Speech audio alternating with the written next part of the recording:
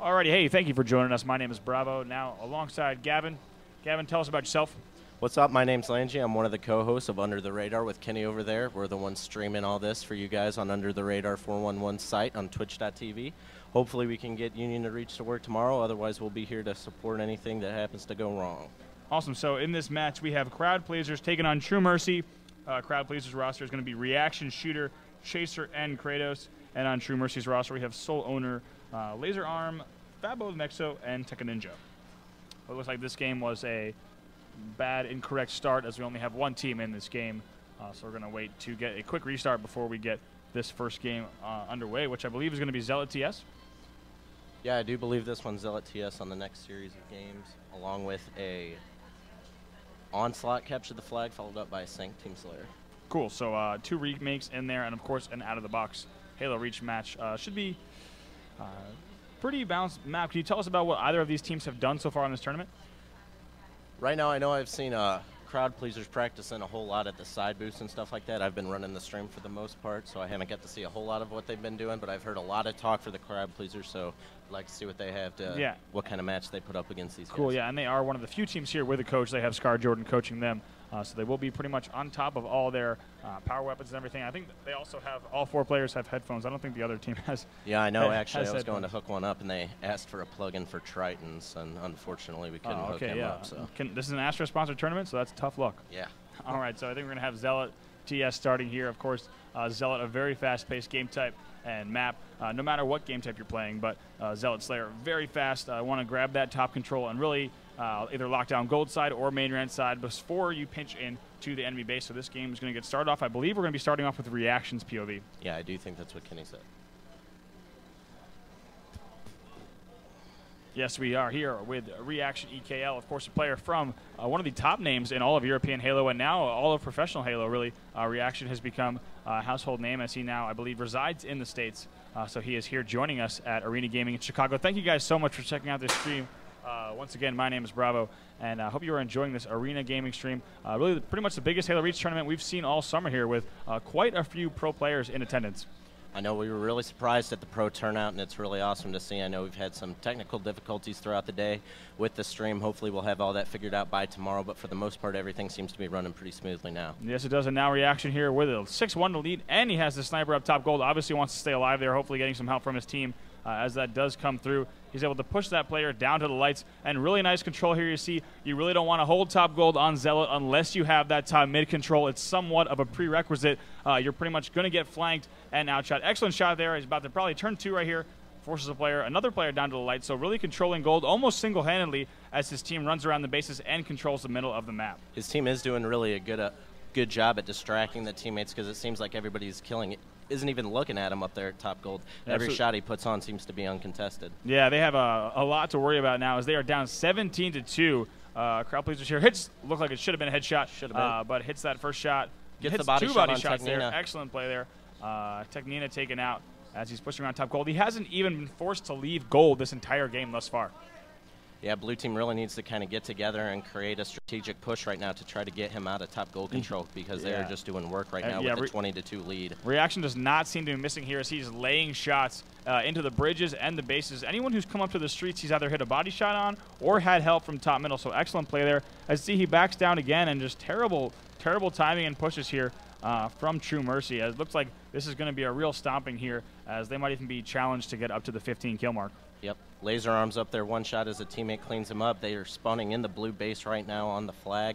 He's kind of looking around. Unfortunately for them, like I said, they just don't even seem to be able to get a good look at him. His teammates are doing such a good job putting pressure on him in hollows and on the bases. And I will tell you, that's probably the first time I've ever seen a player sit top gold for the entire rotation of the sniper respawn. He did not leave gold once and was able to pick up the ammo, so he is back in action. And if this continues, I think they'll go straight to 50 without. This is the farthest he's gone from gold. I hope he feels okay around here as he's swinging around. He's pretty far away from home, but they're up 29-4. I think that's safe to say that's the biggest lead we've seen throughout the tournament. Yeah, this does seem to be pretty decisive, and that's maybe why he's feeling a little confident that maybe they can kind of push out and just speed this up as quickly as they can, maybe finish this up a little early today. Yeah, absolutely. Just going to steamroll this team. You really, even in a Slayer match, if you're up with such a lead like this, you want to end the game quickly, continue the momentum into the second game. You don't want to let the other team get any confidence or really get any kills to come back. You really want to just roll right into game 2 and hopefully win that series.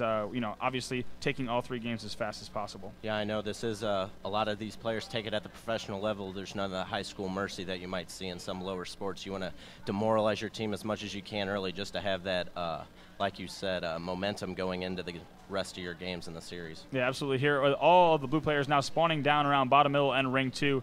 Reaction just had his first death. I believe he is 5-1 with red team now 37-6. So it really might end up that the blue team might not hit that 15 kill mark.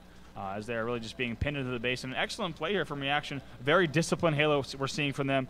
They do have a commanding lead, but they're still playing very well. They're not chasing. They're not running around the map. They're just doing really well to hold their power positions. You see they have excellent gold control right now, and Reaction just laying shots into anyone across the map and never getting taken down or surprised by a flanker. That is one thing you'll see from the top players, that even when they are up by, as an example right now, almost 33 kills, that they will still play as if they were actually down a couple kills, and that's what's going to give you that good discipline. Oh my gosh, stays alive there. As you were saying, yes, very disciplined Halo. Now 40-47. The red team might actually try to be holding them under 10. Yeah, like you said earlier, just keep that momentum going and demoralize them as much as they can. Make the team feel like they don't even have a chance for the rest of the series. Yeah, I think that's definitely the case here. He's probably going to run in here, possibly shoot a grenade launcher and get that health back. There it is. So they might hold them to a 48-7. Definitely the biggest. Definitely the biggest upset, and they do end it 50-8, a 42-kill deficit. Yeah, so that will be it. 2s across the board for the blue team. They're going to have to try to build some momentum and sit down one another and try to regain their confidence, regroup a little bit before they head into this second game, which will be Onslaught CTF. And if you're getting outslayed that heavily in a Slayer Reaction, they're going 7-1, and everyone else going over +10. So really nice play there from the red team. As we were saying, very disciplined Halo. But the blue team on Onslaught CTF, what they're really going to want to worry about is getting outslayed, of course. I mean, of course you can win an objective without outslaying the opponent, but it's going to be very difficult if that kind of pressure that we just saw is being applied, especially on a very fast-paced map like Onslaught. Yeah, you do see teams a lot of times where a player will go remarkably negative and still their team is able to keep composure and do that objective work to win the game. However, if you see yourself getting slayed that bad, you really have to watch yourself going 4 down, because that's the type of map like Onslaught is a map that can easily be flipped with those 4 down. Oh, absolutely. Yeah. Sometimes you see on the pit or something, you see maybe 2 or 3 of the players, even on the winning team, going negative. You can get away with that. But on a map like Onslaught, where it's so dependent on slaying and holding top mid control and really staying alive when you have to, it's very difficult to have a team go negative and win that game. Although I've certainly have seen it. Weird stats across the board in the post-game stats where a team might get totally outslayed but still win the game.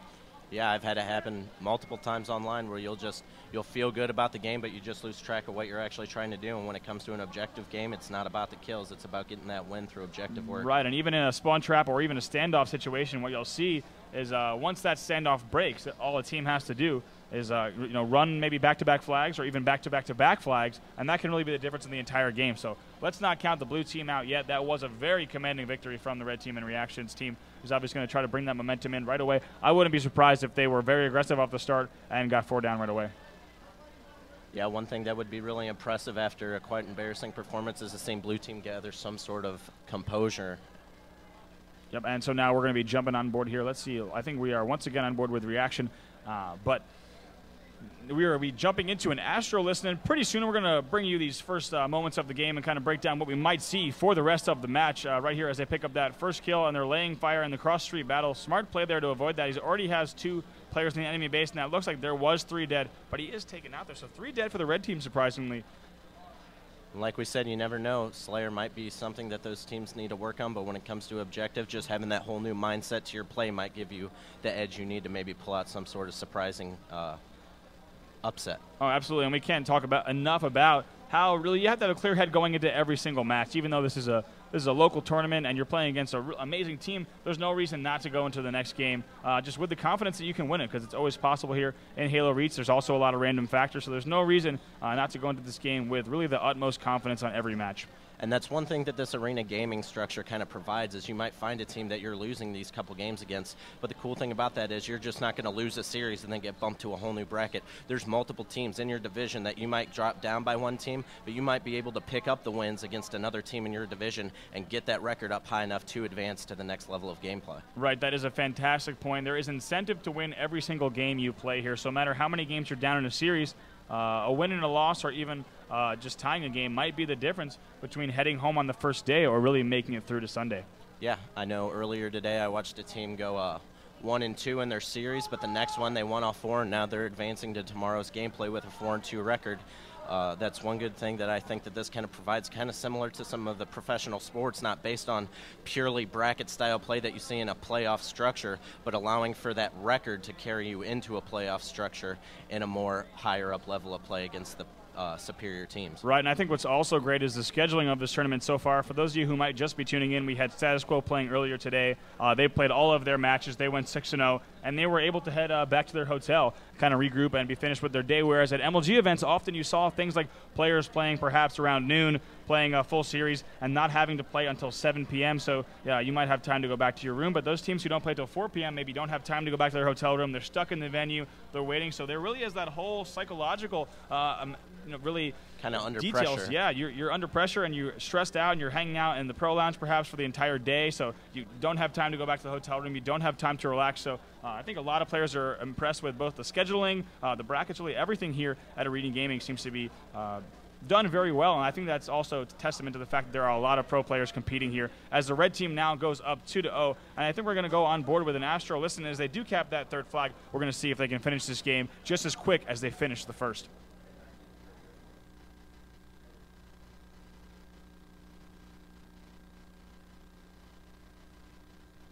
I have shots, fella. I died, man. He's one shot bottom mid, another one, but their basement one shot, their basement one shot. Where are Alright, they? let me get like another 5 kills at least, dude. Like, Oh, they're yellow down, man. 3 dead. This kid right here, let's get on me. 30 seconds, just what? one shot their basement. The green street's 1 shot. Top mid, or their window. Need help. 1 shot to the base. Dead. 2 dead. 1 Great. shot to the base, dude. Green maze. The yellow stairs side. Weapons up and up at 10.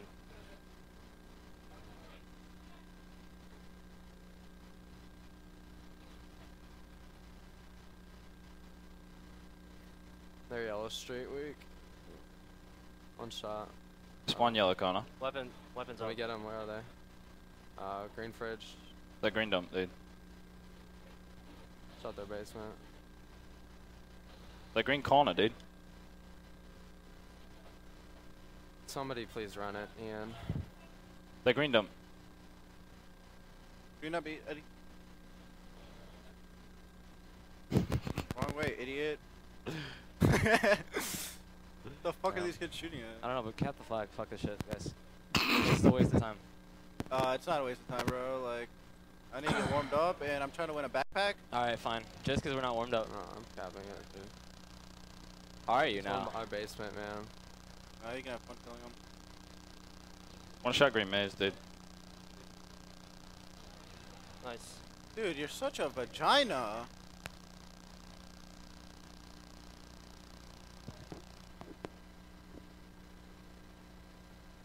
Did you see me like grab the flag and throw it like behind our base? Anyone do that? Yeah, I saw you do that. Dude, right.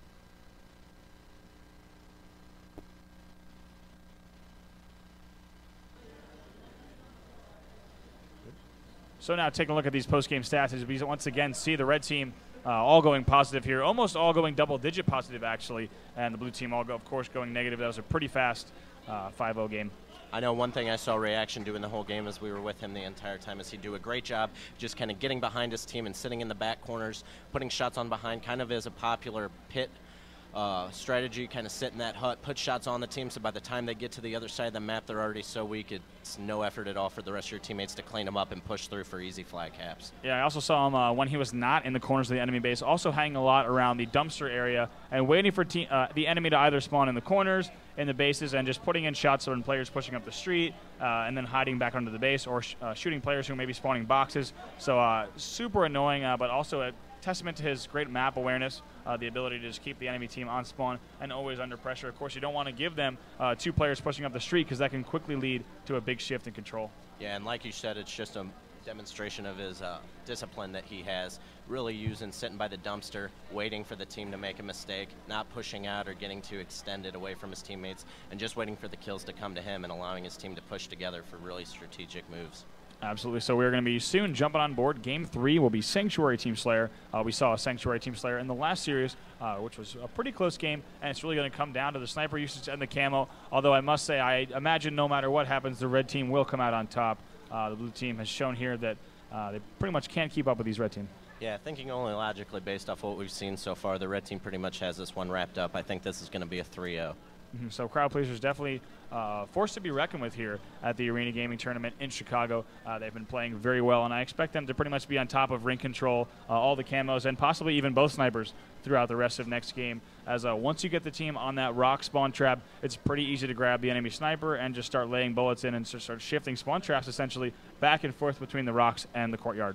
One thing you just hate to see for red team is for them to get used to kind of the ease at which they're winning these games and come tomorrow play a team like Quo or Carbon that will put up a much formidable game, and them just not be ready for that level based on what they've gotten used to in their previous games. Oh, certainly that's an excellent point. I mean, you also have to look at both sides. So playing against a team that might be not as good or not really at the same level that you're at can give you that false sense of confidence. But at the same time, I know coaching triggers down. In 2009 season, we land against Chill Reality. Also with Final Boss in 08, we land against Chill Reality. And I mean, I think we went something like a 102, ratio. So it gave us a great bit of confidence going into the tournament. And that really helped us, actually, because you get so used to doing exactly what you should be doing in games that you never get down on yourself. Yep. But, of course, there is that other side where you can come into a series overconfident. After winning a lot today, they might come into tomorrow really used to playing their game, and all it takes is another team playing their game to really take them off what they're used to be doing, and whether it be internal arguments about what they should be doing, anything can happen at that point. So we're going to get this started here with Sanctuary Team Slayer. We're going to see what this red. I think we're going to be on red team again. I think we are. See what they're up to on this initial strategy. Of course, a few options presented here. You can, of course, whether you want to be jetpacking to ring 3, you can go to the bottom. You can pretty much put your sniper anywhere. I know a lot of snipers these days still shift from the hut back to flag so they can watch camo. But of course, Hysteria, one of the snipers that I had the privilege of coaching for so many years, really loved to shift all the way over to the DMR, what used to be the BR, and swing over there to snipe into the enemy hut. So right now, blue team grabs that first camo, but you see, I think red team just gave that up. They knew they were going to be a fast rush, and they get that 2-0 lead. Hopefully going to be able to grab ring control. They spot Technina right there, and that is cleaned up as well. So looks like we're going to see much of the same here if this continues in Game 3. Yeah, an early 4-0 lead as the team is already starting to push into their hut.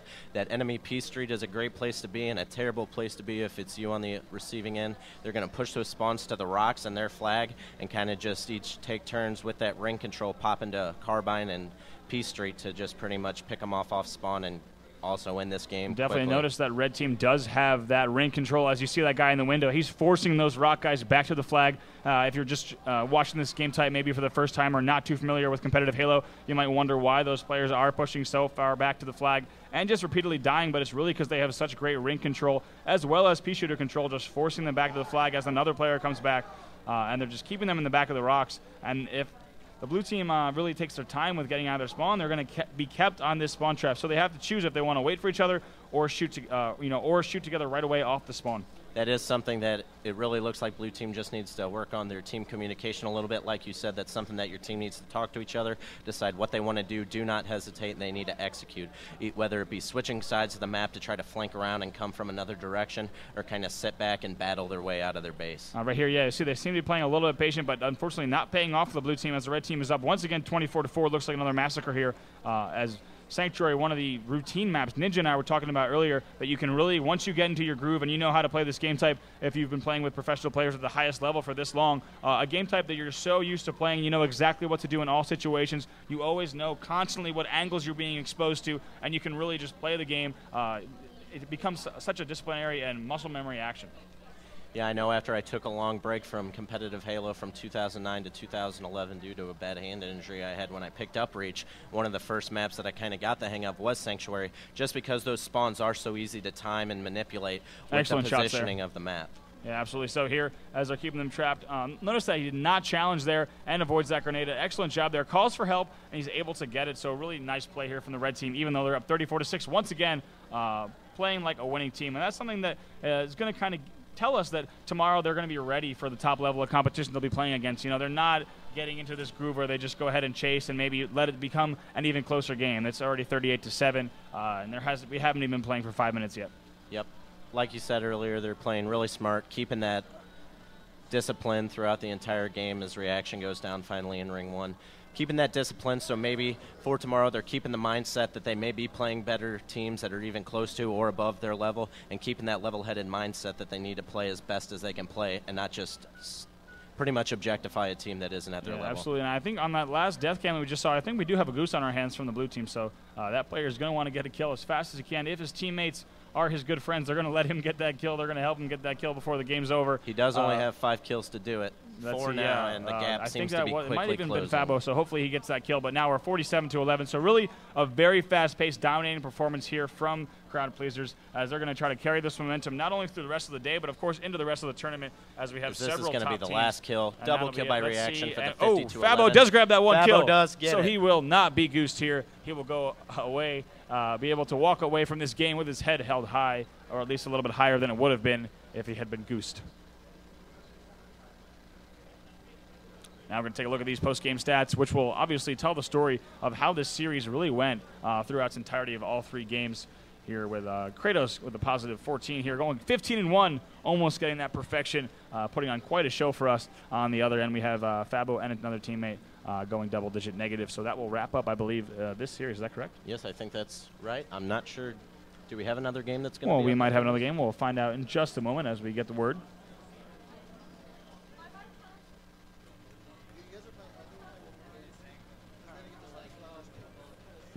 Main attraction to the main stage.